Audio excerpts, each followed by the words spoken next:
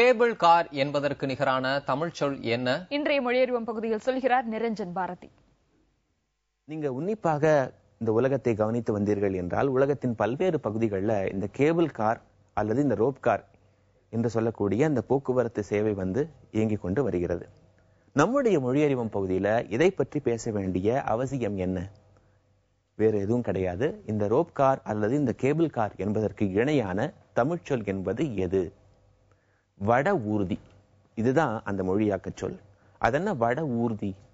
ஊர்தி என்ற சொல் உங்க எல்லாருக்குமே அறிமுகமான ஒரு சொல் தான். ஊர்தி என்றால் ஊர்ந்து கொண்டே இருக்கும் ஒரு வாகனம். இந்த வட என்கிற சொல்லுக்கு என்ன அர்த்தம்? உண்மையில அது வடம் என்பதுதான் அங்க சொல். புணர்ச்சி இலக்கண விதிகள் படி வடம் ஊர்தி சேரும் போது வட ஊர்தி என்று ஆகிவிடும். இந்த இடத்துல வடம் என்கிற சொல்லுக்கு நிறைய பொருள் இருக்கு. ஆனால் நாம் எடுத்துக்கொள்ள வேண்டிய பொருள் கேபிள் அல்லது தடிமனான நீண்ட கயிறு அப்படிங்கிற அந்த பொருள் தான். இந்த வடம் என்கிற சொல்லுக்கு இந்த கயிறு என்கிற பொருளையும் தாண்டி பார்த்தோம் அப்படின்னா தாம்பு கயிறு அப்படிங்கிற ஒரு பொருளும் உண்டு.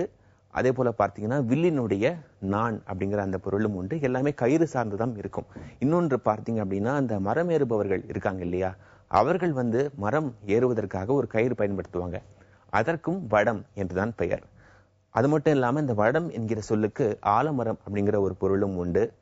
சரம் அப்படிங்கிற ஒரு பொருளும் உண்டு. அதாவது உதாரணத்துக்கு முத்துச்சரம் அப்படின்னு சொல்லுவோம் இல்லையா, அந்த இடத்துல சரம் என்கிற பொருளை தரக்கூடிய ஒரு சொல்லாகவும் இந்த வடம் என்கிற சொல் விளங்குகிறது. ஆனால் நாம எடுத்துக்கொள்ள வேண்டிய பொருள் அந்த முதல் பொருள் தான்.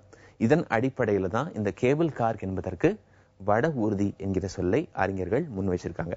இன்றைய மொழியறிவும் பகுதி ஒரு பயனுள்ள மொழியறிவும் பகுதியாக இருந்திருக்கும்னு நம்புறேன். மீண்டும் நாளைய மொழியறிவும் பகுதியில மற்றும் ஒரு புதிய சொல்லோடு உங்க எல்லாரையும் சந்திக்கிறேன்.